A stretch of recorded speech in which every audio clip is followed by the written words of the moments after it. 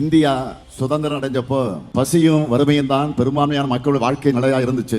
அந்த அவல நிலையை மாற்றணும்னு இந்திய அரசு கொண்டு வந்ததுதான் குடும்ப கட்டுப்பாட்டு திட்டம். தமிழ்நாடு உள்ளிட்ட தென் மாநிலங்களும் இன்னும் சில மாநிலங்களும் அளவோடு பெற்று வளமான எதிர்காலத்தை நோக்கி நடைபெற ஆரம்பிச்சிருக்கிறோம். இப்போ ஒன்றிய அரசு என்ன பண்ண போகுதுன்னா, மக்கள் தொகையை கட்டுப்படுத்தி வளர்ச்சியை நோக்கி நடைபோட்டதுக்காகவே நம்மை தண்டிக்க பார்க்கறாங்க. நடக்க போற நாடாளுமன்ற கூட்டத்தொடர்ல இதுக்கான சதி திட்டத்தை சட்டமா நிறைவேற்றலாம்னு திட்டமிட்டு இருக்கிறாங்க. தமிழ்நாடு என்பதை வெறும் மாநிலமாகவோ நிலப்பரப்பாகவோ மட்டும் பார்க்க கூடாது. 8 கோடி தமிழ் மக்களுடைய உணர்வும் உரிமை குரலும் தான் தமிழ்நாடு. நாம் எதிர்கொண்டிருக்கக்கூடிய ஆபத்து குறித்து ஒன்றிய பாஜக அரசு செஞ்சிருக்கக்கூடிய பாசிச நாசக வேலைகள் குறித்து பேசினா படிப்பறிவு அறிவர்கள் சொல்லிக்கிறாங்களே.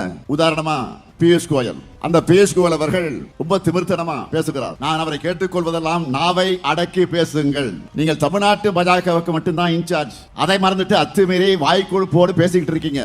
இங்க மரியாதை கொடுத்தாதான் திரும்ப மரியாதை கிடைக்கும். மாண்புமிகு பிரதமர் அவர்களே, உங்க முன்னாடி கையை கட்டிக்கிட்டு அடிமையா இருக்காங்களே சிலர், அவங்கள வச்சு தமிழ்நாட்டை குறைச்சி இடம் கூடாதீங்க. தமிழர்கள் அறிவானவர்கள். எங்க தன்மானத்து மேல கையை வச்சா டெல்லியில் இருக்கக்கூடிய ஆணவத்துக்கு நாங்கள் கொடுக்கிற பதிலடி கடுமையானதாக இருக்கும். தமிழ்நாட்டுக்காக தமிழத்துக்காக போராட இப்ப யார் இருக்கா?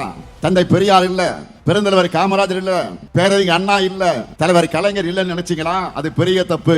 அவங்களுடைய முழு உருவமா இந்த முத்துவேல் கருணாநிதி ஸ்டாலின் இருக்க.